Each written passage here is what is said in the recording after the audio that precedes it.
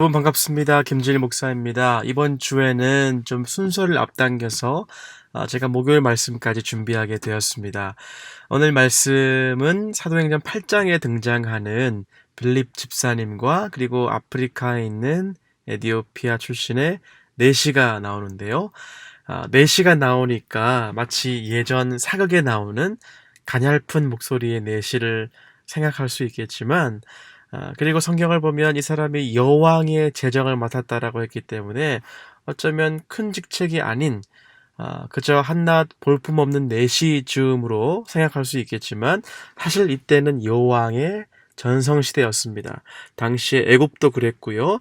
아프리카의 많은 국가들에는 여왕이 갖는 큰 권한이 있었기 때문에 그래서 여왕의 재정을 맡았다라고 하는 것은 이 내시가 국가 전체의 재무 관리를 했다는 것이죠. 지금으로 치면 재무부 장관 정도 되는 위치였습니다.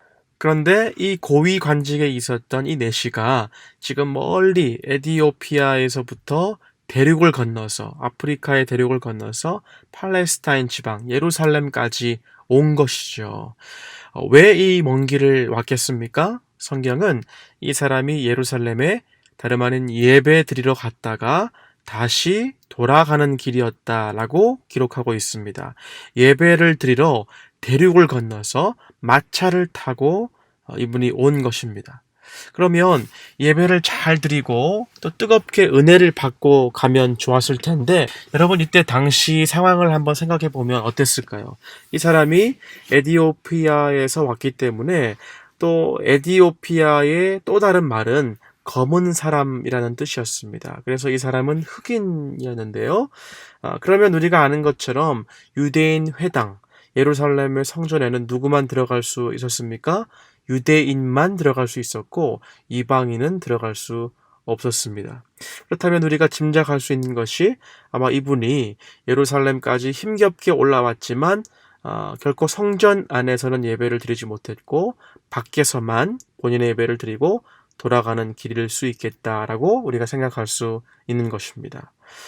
만약 우리가 주일 예배를 드리러 30분, 40분, 또 우리 교회 성도님들 가운데 어떤 분들은 1시간 넘게 운전하고 오시는 분들도 계시는데, 그런데 주차장 앞에서 이제 더 이상 들어오실 수 없습니다. 밖에서 예배를 드리세요. 라고 하는 것처럼 이 사람의 그 심정, 기분이 어땠을까요?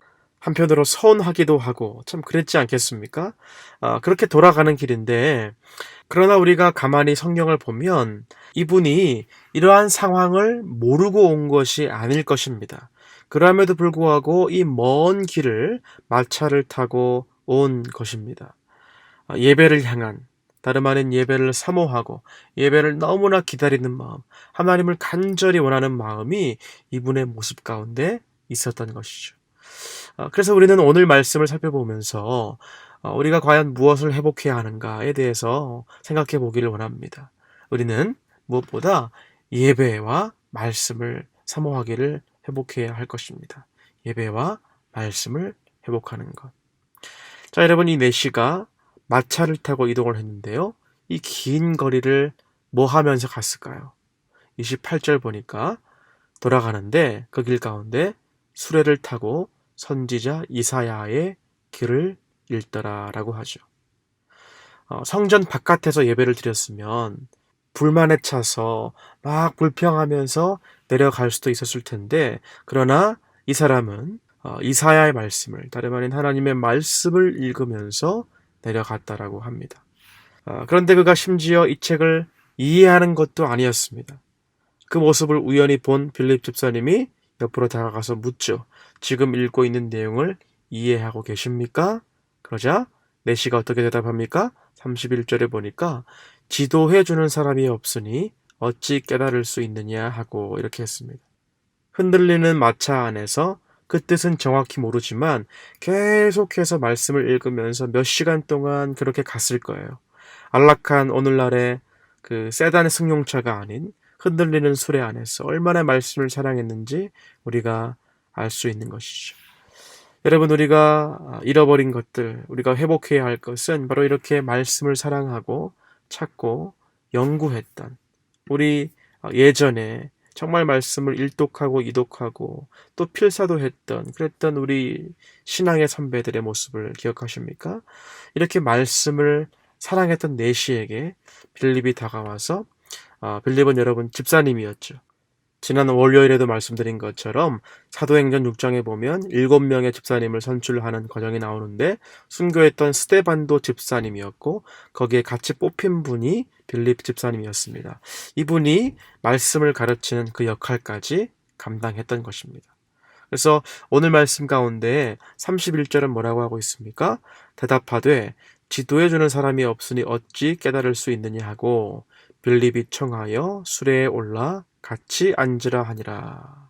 그리고 이어서 35절 한번 읽어보시겠습니다. 35절에 빌립이 입을 열어 이 글에서 시작하여 예수를 가르쳐 복음을 전하니. 여러분 놀라운 사실은 우리가 월요일에 살펴보았던 스데반 집사님도 각지에서 온 사람들에게 하나님의 복음을 증거하고 변증했고 또 오늘 이 말씀 가운데 빌립 집사님도 평신도로서 먼 나라에서 온 이 내시에게 말씀을 전하는 모습입니다. 여러분 만약 여러분의 친구들이 이웃들이 우리의 학생들과 또 자녀들이 이렇게 와서 선생님 혹은 부모님 제 옆에 앉아서 수레에 올라와서 말씀을 가르쳐 주세요. 이 말씀 궁금한데 알려주실 수 있으세요? 라고 물었을 때 만약 우리가 그 옆에 앉아서 차근차근 말씀을 가르쳐 줄 수 있는 위치가 되면 성경은 뭐라고 하냐면요. 장성한 분량에 이르는 그리스도인이다 라고 이야기합니다. 저는 우리 아틀란타 세교회가 이렇게 말씀을 먹여줄 수 있는 장성한 성인이 많이 배출되는 그런 교회가 되기를 축복합니다. 그러기 위해서는 바로 우리가 말씀을 사모해야 하는 것이죠. 오늘 말씀에 나오는 내시처럼 그 말씀의 궁금증을 물어보고 그리고 또 빌립처럼 그 말씀의 궁금증에 대한 대답도 해주는 그러한 아름다운 문화가 우리 교회 안에 저는 있는 줄 믿습니다. 올해 2020년이 벌써 9월인데요. 우리가 다시 다짐하고 다시 회복해야 할 가장 중요한 것 말씀을 사모하시고 회복하시는 저와 여러분 되시기를 축원합니다. 말씀을 정리하겠습니다. 오늘 빌립 집사님과 에디오피아 내시의 이야기를 살펴보았는데요. 성경은 이에 대해서 뭐라고 말씀하고 있는가? 말씀의 홍수시대임에도 불구하고 어쩌면 말씀을 사모하지 않았던 우리들의 모습이 있다면 말씀을 읽지 않고 묵상하지 않고 또 내 삶에 적용하지 않는 저희들의 모습이 있었다면 한번 돌아보았으면 좋겠습니다. 사랑하는 여러분, 우리가 신앙생활하면서 구원받고 또 어떤 분은 모태신앙으로 자라서 주일 학교와 또 중고등부를 마치고 좋은 대학을 졸업해서 직장 얻고 가정 얻고 또 그러다가 지역교회에서 직분자가 되고 교회 봉사하고 그렇게 하는 것이 우리 신앙생활의 전부가 아닐 것입니다. 그렇게 신앙생활을 착실히 한다고 해서 너는 참 잘했구나라고 하나님 말씀하지 않으세요. 왜냐하면 하나가 부족한 것이죠. 성도의 한 번의 인생 가운데 우리의 한 번의 인생 가운데 우리가 무엇을 깊이 깨달아야 하냐면 진리의 영이신 성령님이 주시는 그 깊은 진리의 깨달음이 있어야 할 것입니다. 우리의 혼과 관절과 골수를 쪼개는 그 말씀, 내가 성경을 읽는 것이 아니라 성경이 우리의 모습을 읽어내려가며 우리의 삶을 적나라하게 보여줄 때 우리는 하나님의 말씀 앞에 엎드리지 않을 수 없는 것입니다.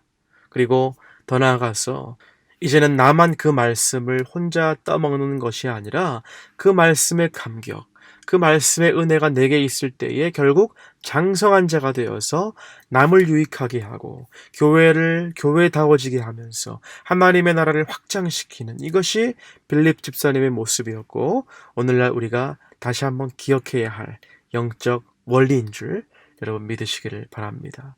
말씀의 충만함, 말씀의 회복이 있어야 그때부터 찬바람이 불던 내 마음에 신앙의 뜨거운 온기가 생길 줄 믿습니다.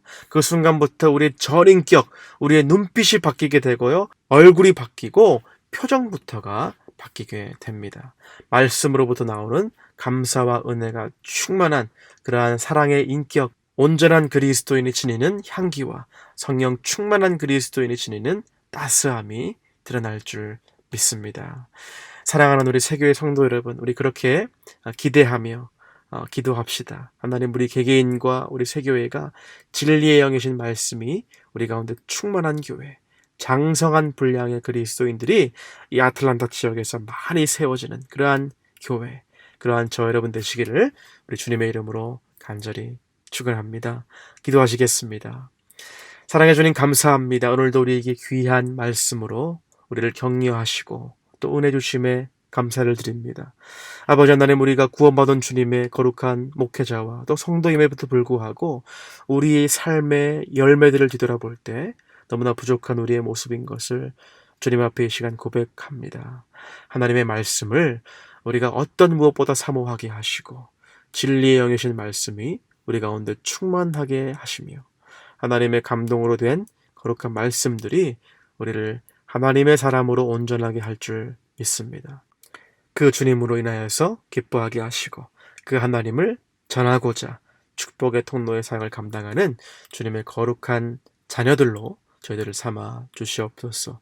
모든 것 감사드리며 살아계신 예수 그리스도의 이름으로 기도드리옵나이다. 아멘.